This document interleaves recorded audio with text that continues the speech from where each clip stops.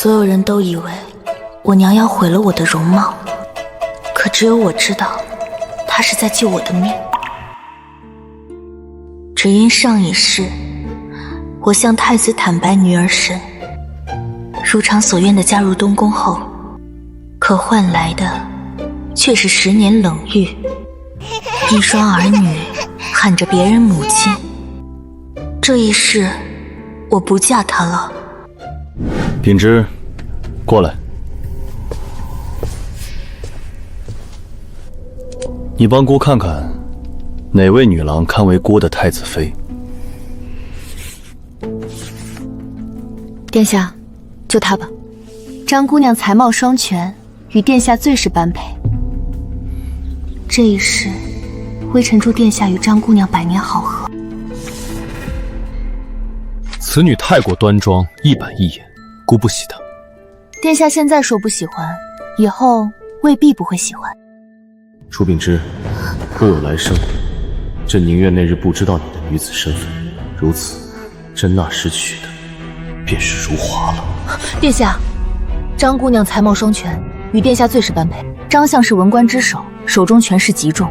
您若娶了张如华，张家必定倾力辅佐，到那时，您的储君之位便能彻底坐稳了。姑知道了。臣做了殿下5年的伴读，同吃同住。臣对殿下的心思，殿下对臣的那些念头，如今都不重要了。微臣告退。秉之，你若有个双生妹妹便好了。若她同你一般相貌，同你一般性情，姑即便排除万难，也一定会娶她。可惜，微臣并没有。一旦赐婚旨意下来，殿下恐怕就要同我断个干净了。是的，储君若被传出爱上一个男子，那他的前途就全完了。为君者，当断不断，必受其乱。殿下向来明白这个道理，我也该明白了。重回楚府，一切都还来得及。前世灭族之痛，我永世不忘。外戚权势过大，姑断不能容。他为了皇权，容不下楚家。为父辛辛苦苦教养你17年，替你铺了一条青云路，可你呢？为了那点儿女私情，害了全族人的性命。爹，那10年里，我没有哪一日不再后悔。老天终究是给了我一次重新来过的机会，这一世，我绝不重蹈覆辙。圣旨应该已经下了。传旨公公到了吗？看来赐婚和调令是一个都少不了。朕闻张相嫡女张如华才德兼备，特赐婚于太子赵彦，令授楚秉之南下金陵赴任，2月后启程。南下金陵，赵彦，这果然是你为我求来的。楚大人请回吧，太子殿下今日不见客，只让老奴给您带句话。殿下说什么？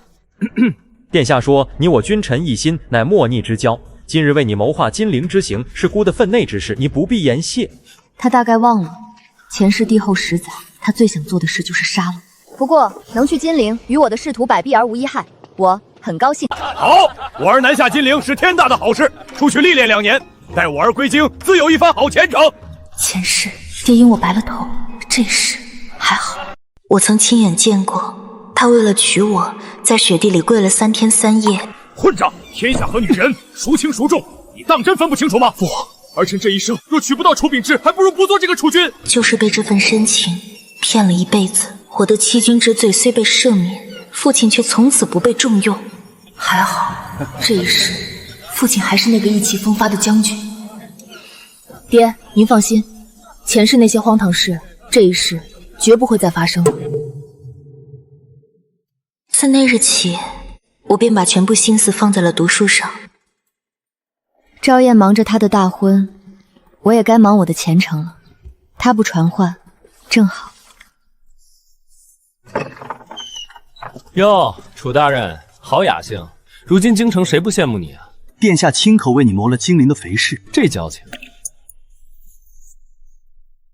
哎，我就是纳闷儿，你同殿下素来形影不离，怎么最近这些日子竟没瞧见你们在一处了？殿下大婚在即，你这莫逆之交倒清闲。陆兄说笑了，殿下身份贵重，微臣岂敢时刻叨扰。行吧，你这性子倒是越发沉稳了。从今往后，我与他只会渐行渐远，做一对真正的君臣。秉之，听说了吗？上元节那天，殿下要带张如华去画舫游湖。哎，你别走啊！那天热闹得很，咱们一道去瞧瞧。殿下与未婚妻同游，我去凑什么热闹？你这人怎么就不开窍呢？你看看你，跟殿下都多久没来往了？再这么下去，你要是还不主动往他跟前凑一凑，殿下迟早会把你这个莫逆之交给忘了的。要的就是他忘了我。忘了便忘了吧，各有各的路要走。陆兄，游湖我就不去了，再有2个月我便要去金陵赴任，手头琐事繁多，实在抽不出空。整日就知道公事，真是个榆木脑袋。来都来了，拉长个脸给谁看？陆银川，你这连哄带骗的本事见长。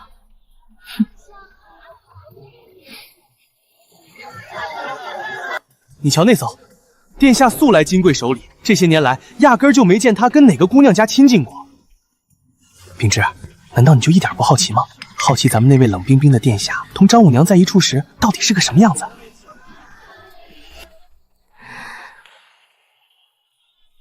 有什么好奇的？他身子不好，不能受孕，前世直到我死，后宫里也只有那一双儿女，还是我同他恩爱时生下的。他带他看折子戏，为他一掷千金，全城女子以会踢蹴鞠为荣，只因他喜欢我那双儿女。罢了吧，总归这一世，我不会再有那个家了。陆隐川，我要回去了。公子这边。陆隐川，放手！他此刻不是应当在游湖吗？怎么会半道上就碰见了？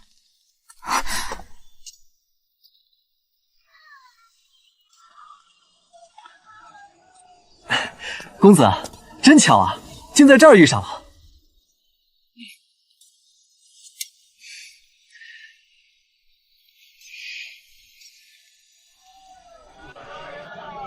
陆隐川，走吧。哎，公子，您等等！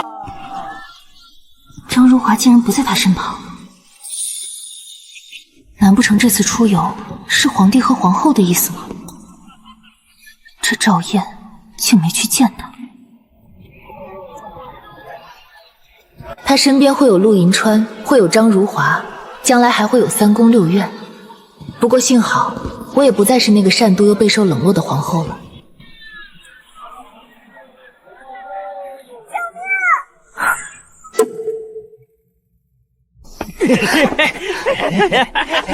放手！哎呦，哪来的小白脸儿？走着瞧！多谢公子。姑娘不必受惊，地痞已经跑了。我原本与人约了今日游湖，可他没来。佳节当前，许是对方被琐事耽搁了。姑娘还是早些回家，免得家里人担心。多谢。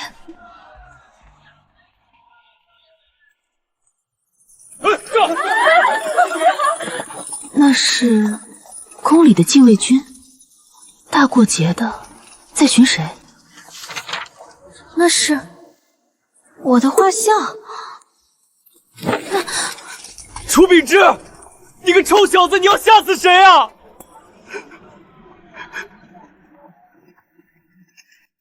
这是怎么了？出什么事了？哼，还问怎么了？你这小子怎么一转头就不见了？殿下发了火，害我们带人在这半座城里好找。我当是什么大事呢？从前出游我也偶尔独行。再者说，我好歹出身将门，还能在天子桥前出什么事不成？其实我也这么想，天子脚下能出什么事儿？可殿下不放心你啊，刚才寻不到你，又听说今夜这附近有地痞作乱，殿下那脸色，他简直快气疯了。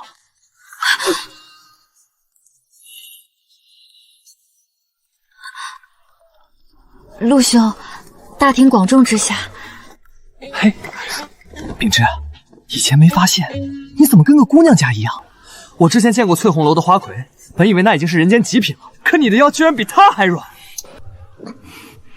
你若是个女子，那该多好！不是女子，实在可惜了。唉，楚秉之这副样貌，若真成了女子，只怕这世间也没人敢娶。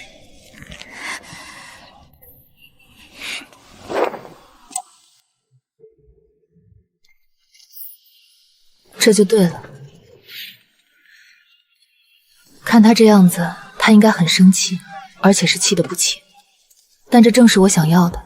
对他而言，我们只是退回到了君臣该有的位置上。我们曾一同下棋，在午后阳光里落子无悔，也一起作诗，在烛火下你一句我一句，直到天明。他为我挨过板子，我给他做过糕点。因为是女儿身，扮起男装时看起来很孱弱，旁的郎君都欺负我，没有他护着我。那时候年纪浅，红墙深，情分也曾那样深过。我们都曾当对方是此生唯一的知己，可惜我偏偏比你多活了一世。我太清楚跟你在一起的下场了，10年冷月，数不尽的血和泪，这就是你给我的报答。我现在势单力薄，能做的只有离你远些。等将来，等我手中的刀够锋利，赵燕，我会亲手杀了你。楚大人，实在抱歉，您去金陵的任命文书还差了一道章程。还差什么？按制，这道调令得盖上太子的印章方能生效。太子的印章？赵燕还在生我的气，这会儿去东宫，只怕连门都进不去。竟然是张府的寿帖，张相国寿，这倒是巧了。这楚家女整日混在男人堆中，谁知道贞洁还在不在？嘿，听说太子殿下在她是男子时就看上了，这癖好。扔了，把请帖扔了，我谁也不见。这一世，这张请帖简直是如获至宝。张府设宴，张如华的大喜日子，赵燕一定会去。只要见到了他，印章的事便有着落了。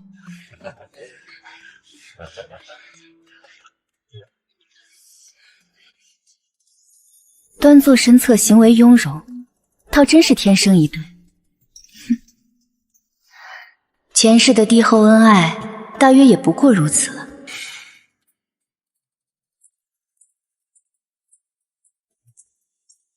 殿下，殿下，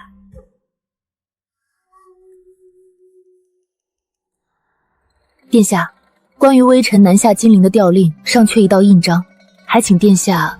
今日是孤未来岳父的寿辰，孤没兴致处理这些公文。殿下，力不催得紧，此事关系到……换个日子再来寻孤吧。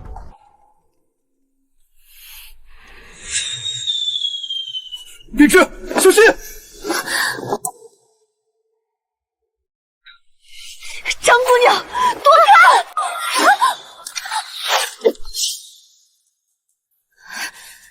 秉之！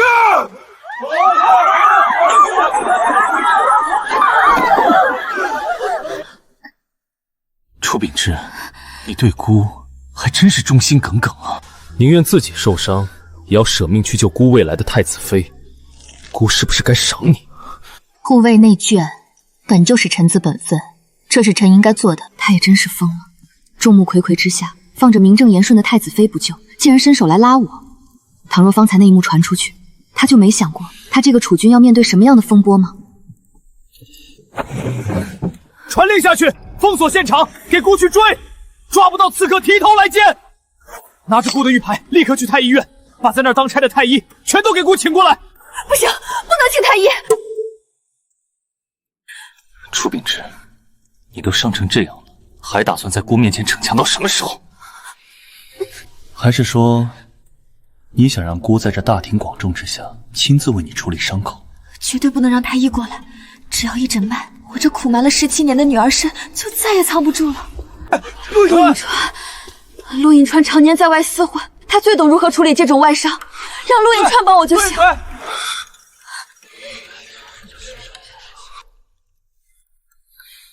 好，很好，看来倒是姑多此一举了。陆隐川，记住，除你以外，不要任何人进来，任何人。秉之，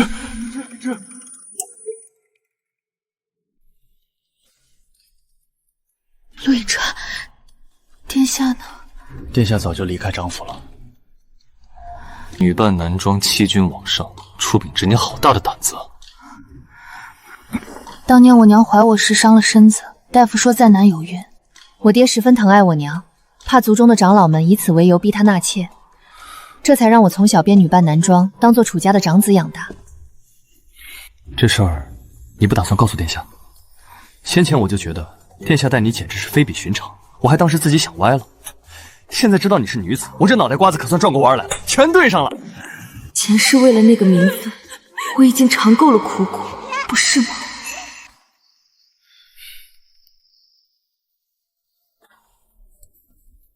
对了，方才张五娘亲自过来了一趟。喏，顶级金创药，她特意叮嘱我转交给你的。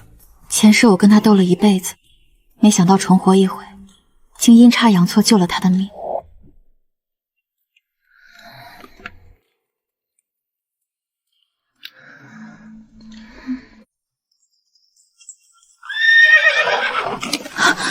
爹派来的人怎么停了？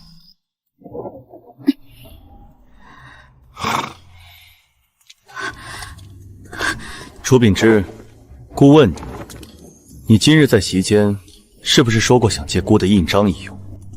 是，调令上缺殿下的印信，都能得殿下首肯，微臣感激不尽。这一剑挨得到真挚，他竟然主动现身提起此事。既然如此，你不必等2月之期了，月底你就动身去金陵赴任吧。殿下，您说什么？月底就走？秉之，姑为你娶个妻子吧。娶妻？这个月17是个难得的好日子，等你娶完亲，就带着她离开长安，离长安远远的，以后无诏不得回，去金陵赴任。殿下，非娶不可吗？微臣一心报国，从未想过。是，非娶不可。为什么？殿下为什么要逼臣娶妻？为什么要赶臣走？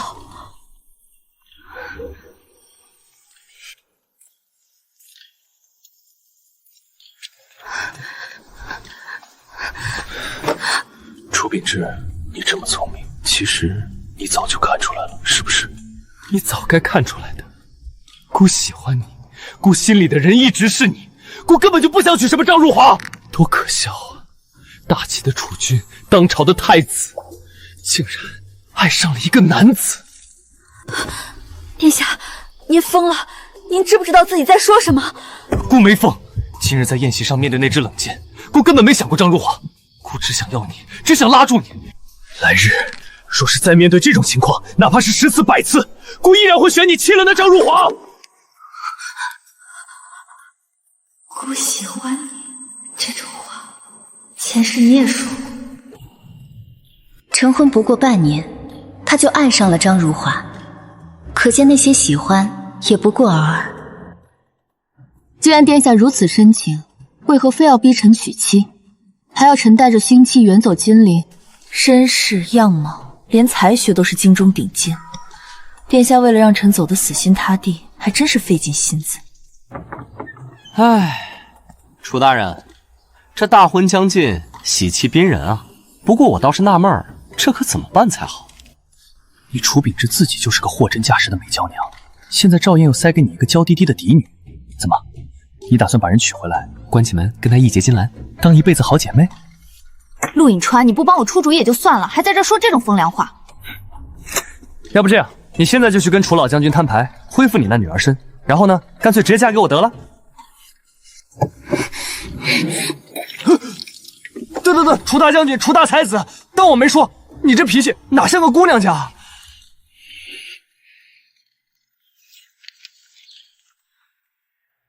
秉之，京城太闷了，小爷我要去漠北参军了。报！承平侯世子陆隐川战死大漠。陆隐川，你最近是不是动了参军的念头？怎么可能？小爷我放着京城的锦衣玉食，不要去那种吃沙子的地方。楚秉之，你咒我呢？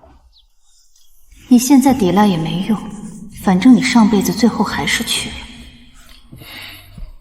哎，秉之，你说我要是去求求我爹，让他也给我弄个金陵的差事当当，怎么样？你疯了？那是去赴任，不是去游玩。等咱们都去了金陵，山高皇帝远，我护着你的身份，咱们还能继续做一辈子的好兄弟，多快活！陆隐川，你能不能消失在我面前？那可不行，谁让你最大的把柄捏在小爷手里呢？哼！若不是你有我的把柄，我这辈子真的想跟你老死不相往来。陆隐川，既然你口口声声说想帮我，那这个忙你敢不敢帮？只要不让我娶你，什么忙都行。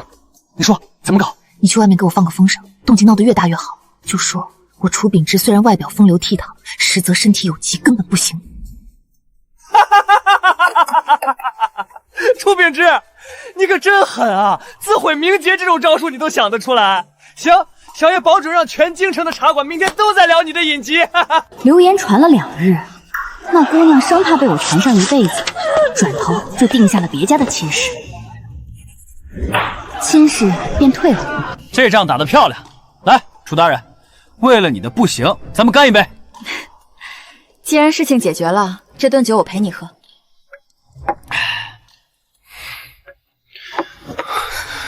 秉之啊，我是说真的，我是真想随你一道去金陵。赵燕，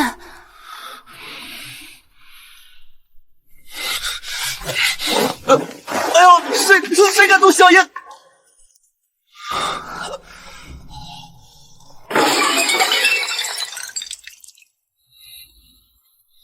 楚秉之，姑费尽心思为你择选名门淑女，给你指一条通天大路的好亲事，你竟然不要！你推脱婚事，搞出那些自损名声的下流传言，转头就是为了跑来这种地方和他厮混吗？姑一心为你谋划，姑想方设法保全你的体面，你就是这样对姑的。殿下，你要干什么？快放我下来！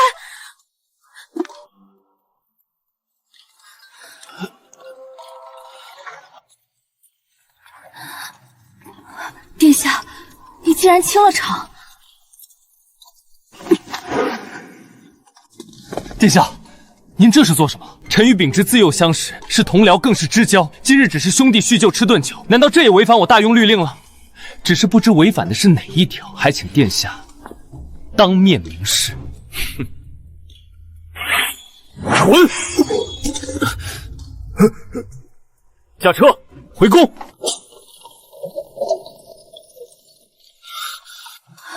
殿下，微臣斗胆问一句，您今夜如此动怒，是不是误会了什么？误会？楚秉之姑最清楚，他方才看你的眼神，究竟是不是一个正常男子对另一个男子的？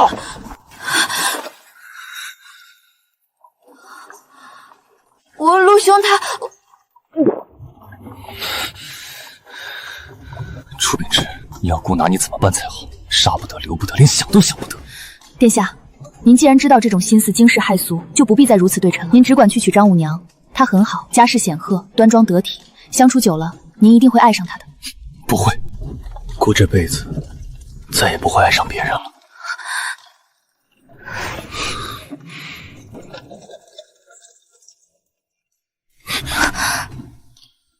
楚秉之，终身大事，岂能儿戏？你搞出的那些自毁名誉的流言，姑自会让人处理干净，一个字都不会留下。至于你的妻室，之前那个既然不合心意，姑也要再好好想想，重选一个。殿下，关于臣的婚事，这件事能让臣自己决定吗？楚秉之，你别忘了，姑的太子妃可是你亲手指给姑帮姑定下的。既然你定了姑的，那作为交换，你未来的妻子，姑也要亲自来选。这种眼神，他分明已经在崩溃的边缘了。再多说一个字，恐怕他真的会疯。听说承平侯世子最近转了性，关在府中读书读得极刻苦，连大门都不出来。不是嘛，太阳打西边出来了。读书刻苦，以陆印川那性子，若不是动弹不得，怎会坐得住？我知道他的性子，他应该是受了伤，而且伤得不轻。那日赵燕几乎是下了死手，他是为了我才遭此横祸，可事到如今，我却连去看看他的勇气都没有。哟，楚大人，别来无恙啊！怎么不认识我了？你这人可真没良心！这么久了，竟然连一次都没来看过我。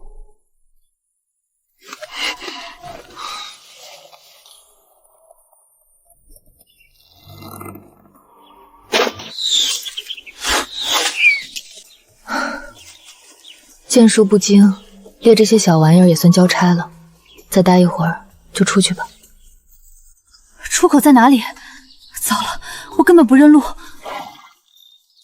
以前入猎场，我总是寸步不离地跟着赵燕走的。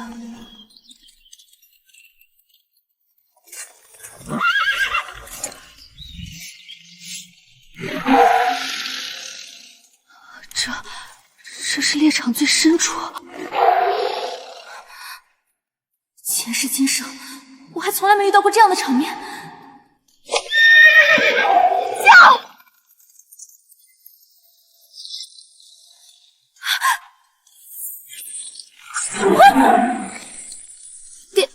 殿下，赵燕，你疯了吧？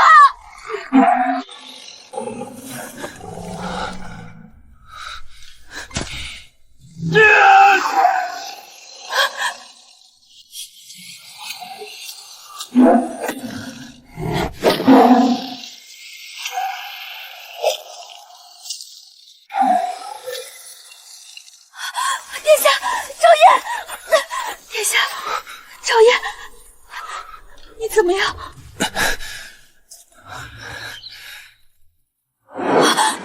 赵燕，赵燕，你醒醒！流了这么多血，怎么还不止住？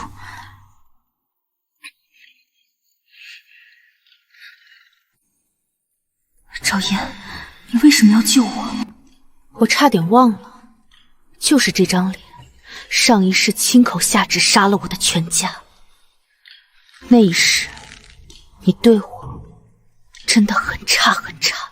重生以来，我每天都在强迫自己，如果现在报不了仇，就先忘掉前世那些血债。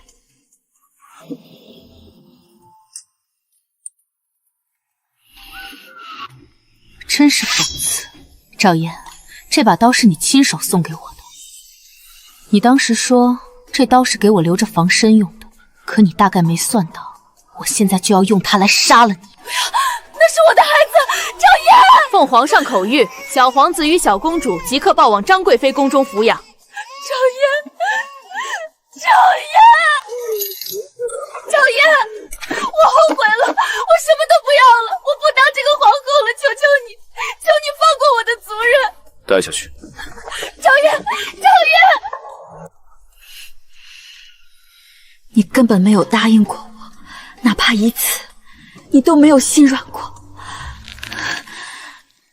今天是他们的生辰，让我见见孩子就一言。皇上有旨，罪妇处事，不得擅闯。赵燕，你以为你真的爱他吗？骗得了天下人，骗不了我。在我还是男子的时候，就已经对我那种下贱沈秉之，若有来生，朕宁愿那日不知道你的女子身份。孤孤零零零的活着，却是没什么意思。赵燕，该还债了。楚秉之，你方才想做什么？楚秉之，姑在问你话。刺杀当朝储君是灭九族的大罪，即便我有10颗脑袋，此事也该落地了。回答姑，你拿着这把刀，到底想做什么？殿下，微臣只是想看看您身上的伤好些了没有。谁会拿着出鞘的尖刀去查看伤势？姑这条性命，如今便托付给你了。方才真是我太冲动了，这种时候若他真死在这里，我也活不了。这个时辰，皇上和文武百官定然都已经出了猎场，这方圆几里只剩下我和他2个活人，我拖不动他。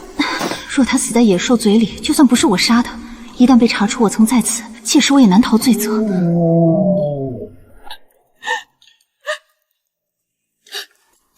张如华，他为何一直这样看我？难道他发现了什么？秉之，燕儿平日里最看重的人就是你了。如今他命悬一线，旁人守姑也放心，你就守在这床头，寸步莫离，直到他醒过来吧。微臣遵旨，殿下舍命救臣，臣理当在此守候，绝不离开半步。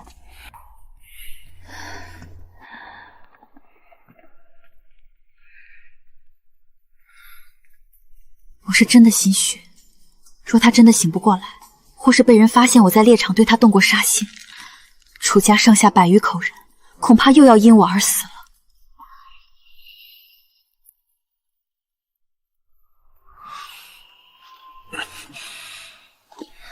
殿下，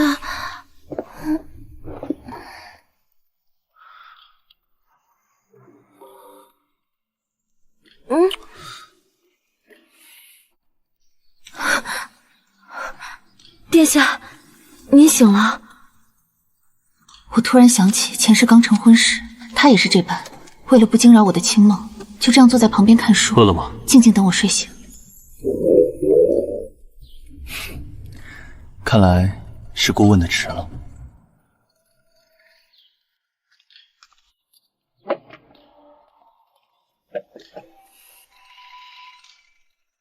这味道糊了，而且糖放的极多。秉之，这是姑第一次下厨，特意为你熬的，多放了你爱吃的糖。上一世成婚后，他第一次给我熬粥，就是这个味道。怎么，不合胃口？臣吃不惯太甜的东西。既然殿下已无大碍，微臣也该回府向家父复命了。臣要走了。姑知道了。秉之，姑受了这么重的伤，险些丧命，可你从醒来到现在，却连一句关切的话都没问过。还有那日在猎场，你看着姑的眼神，楚秉之，你恨姑，为什么？姑分明从未做过任何对不起你的事，甚至为了救你，姑连命都可以不要。你告诉我，这恨从何而来？是啊，其实我也一直想问前世的那个赵燕，到底是为什么？面前的这个他明明那么喜欢我，哪怕他以为我是个男子，也愿意几次三番救我于水火。可是前世那个他，后来怎么就那么轻易变心了呢？殿下多心了。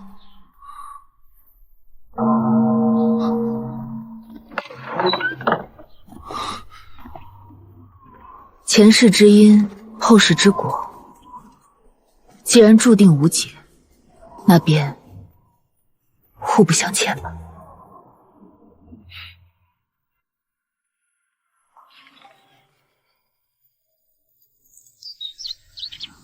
春日游，杏花吹满头，倒是一年当中最好的时节。他忙着迎娶张如华，自然也就没心思再来操心我的婚事，盯着我的去留了。正好，我也不想再多生事端，这阵子就在府里闭门不出吧。哟，楚大人，真打算当缩头乌龟，连我也见不得了。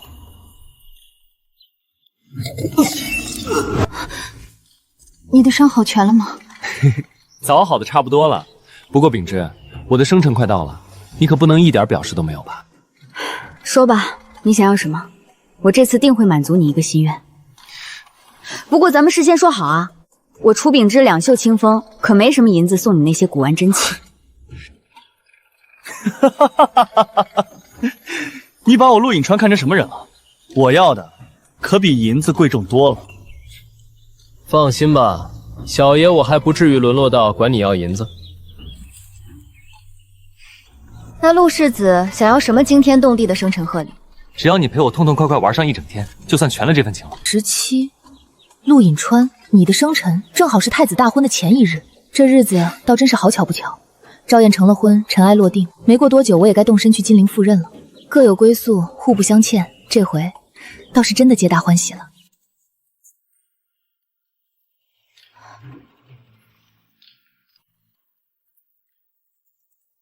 张姑娘，怎么是你？楚郎君，我接下来的话你听好了。若我有法子能不做这个太子妃，不要这些所谓的泼天富贵和荣华，楚郎君，你能带我走吗？哪怕是天涯海角，只要跟你走就行。张姑娘，明日便是大婚之日，你可知自己在说什么？为什么要在这个时候说这种话？因为殿下根本就不喜欢我，他娶我不过是为了张家的权势，他心里早就有了别人。更重要的是，我心里也有了别人。楚郎君，你当真忘了吗？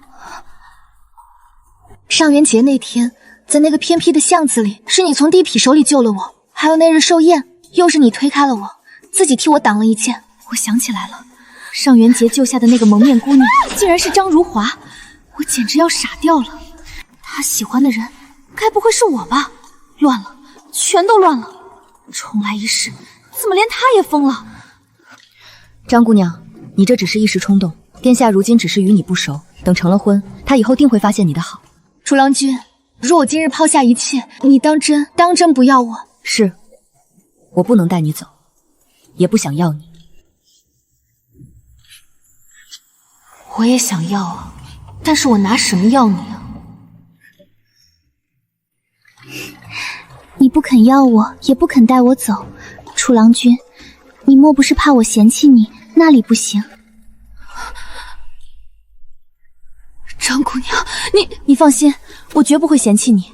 若我嫁给你，不管是遍访名医，还是寻仙问药，我都会想尽办法帮你的。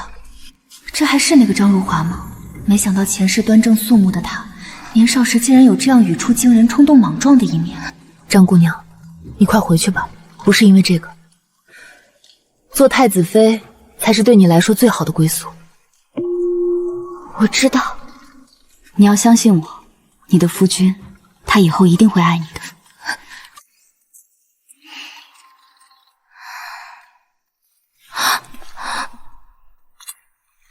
看来是姑来的不巧了。确实挺不巧的，你们这对未婚夫妻明天就要大婚了，不好好在府里待着，扎堆往这儿跑干什么？姑等在这里，是因为方才看着那一幕，突然想明白了一件事。殿下，想明白了什么？姑在想，陆隐川不过是一介游手好闲的无能之辈，却能整日同你勾肩搭背，用那种赤裸裸的眼神看你。就连张如华这个从小被张家规训的循规蹈矩、以父为天的深闺女子，明明贵为储妃，却敢冒天下之大不回来邀你私奔。殿下，千万不要误会了张姑娘，她年纪小，只是一时迷了心窍，她不是那个意思。天下间有哪个女子不想嫁入东宫？她会是个好太子妃的，您别迁怒于她。张如华的事，姑一点儿也不关心。她想跟谁私奔，那是她的命。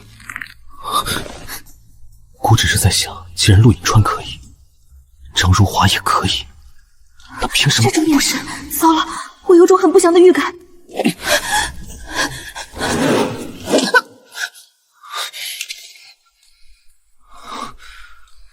楚秉之，你逃不掉的。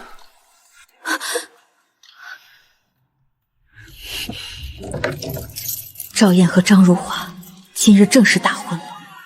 早知如此，那会儿在猎场，我就该那一刀捅下去，直接杀了他。我记得很清楚，前世成婚那晚，他穿的也是这样一身红衣，在那晚把满腔的热烈都给了我。秉之，姑来接你了。脱吧。不可，殿下，这万万不可！既然你不肯动手，那姑便亲自来了。殿下，我不喜欢你，我更不是什么断袖。殿下，你是当朝储君，是一人之下万人之上的太子，你有一生清名，不能就这样生生毁在微臣手里。一生清名，名声与你相比，算得了什么？只要能得到你，那又如何？赵烨，你疯了吗？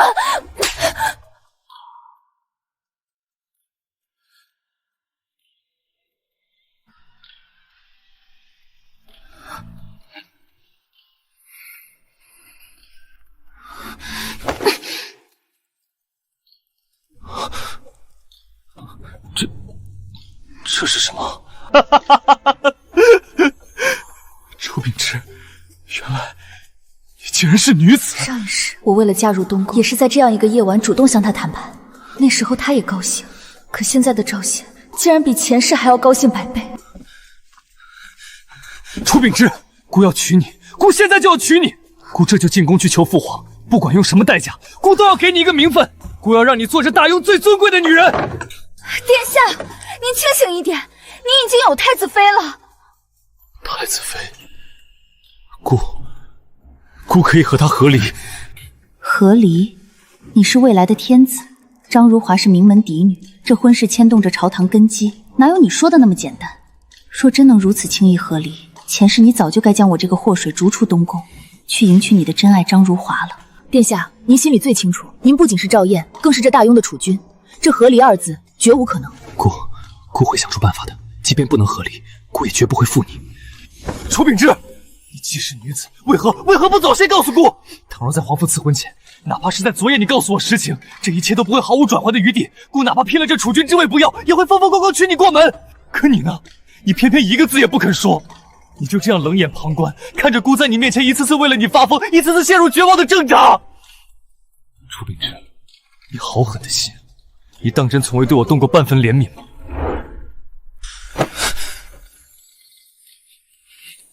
殿下，您放过我吧，因为我从来就没对您动过那种心思。你没心思？那你对谁有？陆隐川吗？他也配？一个只会花言巧语的浪荡子，值得你这般为他守口如瓶？哼！赵燕，你不是一直想知道我为什么会平白无故的恨你吗？因为我做了一个梦，梦里我如你所愿嫁给了你，可后来你却亲手斩断了我们之间的所有。梦里我嫁给你以后，你就不喜欢我了？不可能，楚秉初绝不会这样。不仅如此，你登上帝位后，为了稳固江山，亲手杀了我的全族。我为你生下的一对龙凤孩儿女也全被你抱走，认了张如画为母。姑绝不会这样对你。楚家是姑的公之臣，姑怎么会？我死的时候也才只有27岁，那时候你早已爱上了别人，跟他举案齐眉，看都不看我一眼。那一夜，你们在御花园玩闹，你亲手摘下了一朵梅花，温柔地簪到他的鬓边。你说，如华，你真的很美。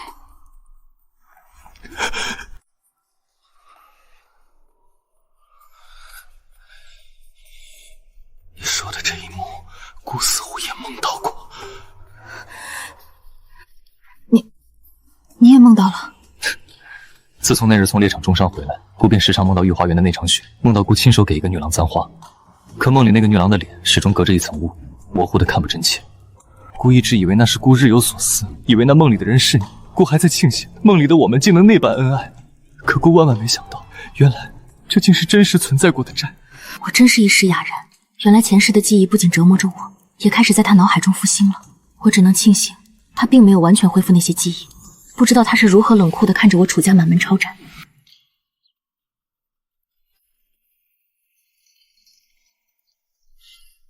楚秉之，你走吧。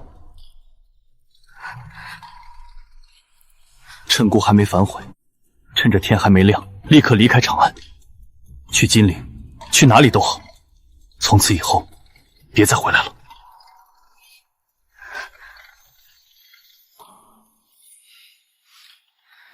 多谢殿下，微臣此生不再踏入长安半步。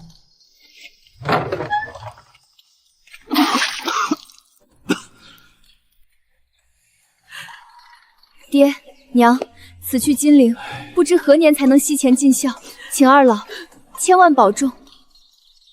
去吧，离了这长安是非地，做个清静官。平安就好。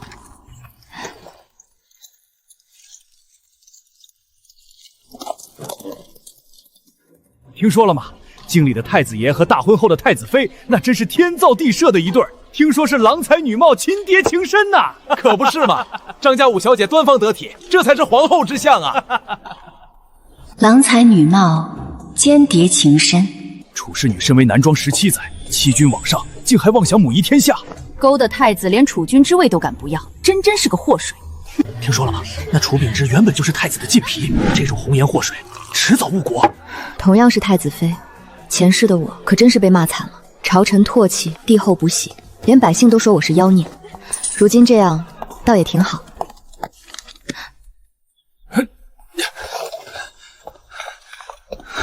楚秉之，你走得好匆忙啊！走之前，你竟连见都没见我一面。那日我去楚府寻你，却怎么也找不到，整座长安城我翻了个遍。你知道我当时有多害怕吗？我真的快气疯了，你知不知道？我这不是好好的站在这儿吗？陆世子，你也真是，怎么跟到了金陵？你这人心简直是石头做的。为了找你，为了来这儿陪你，你知不知道小爷我费了多大的功夫，差点没被我爹打断腿。你之前不是说想去边关历练吗？现在怎么改了主意，当真不参军了？参军？谁爱去谁去。金陵这地方多好，富庶繁华，烟红柳绿的。小爷我就赖在这儿了，哪儿也不去。也不知道前世的你到底是怎么想不开的，最后偏偏死在了大漠那漫天黄沙里。金陵瘟疫横行，百姓死伤无数，我竟也倒下了。这满城哀鸿，比前世冷骨更让人心寒。陆迎川，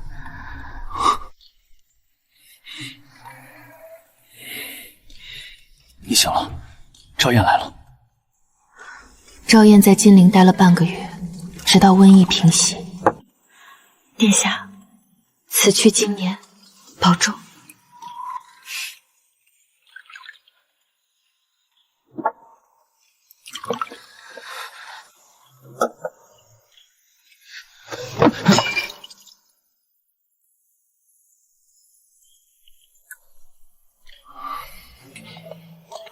秉之，保重。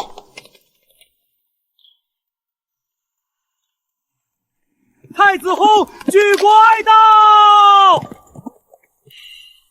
赵燕死了，张如华也改嫁了，我终究还是听到了这个消息。其实那日的酒并无毒。赵燕，你这一世做的最错的一件事，便是到死也改不了那偷香窃玉的坏毛病。你明知道那是我们最后的告别，却非要在那杯酒里留下你最后的贪念。没多久，我便将爹娘也接到了金陵。我在前方查案，陆隐川便在后方验尸。我在书房记录案件，他便在一旁研墨。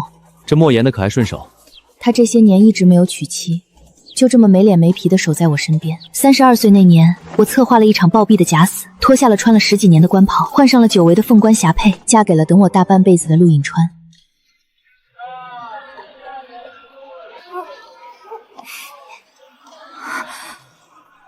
张姑娘，臣妾参见皇后娘娘。你叫我什么？你怎么会？我也是改嫁后的第2年才回来的。你带着记忆回来的？是啊，不过我实在没有想到，这一世的我居然会喜欢上了你。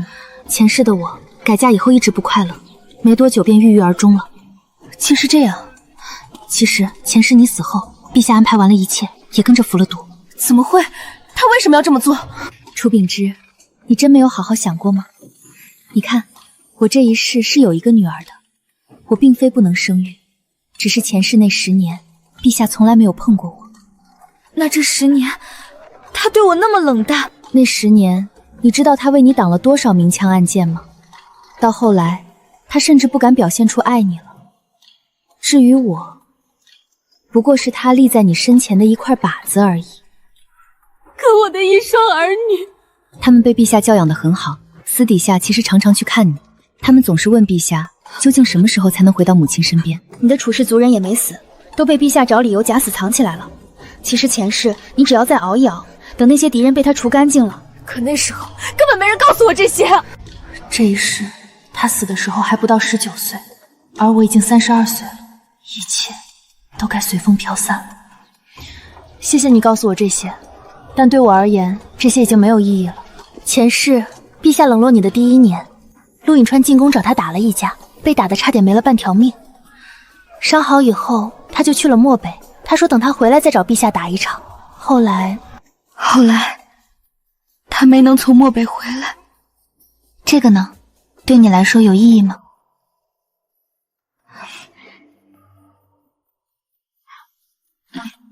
有的。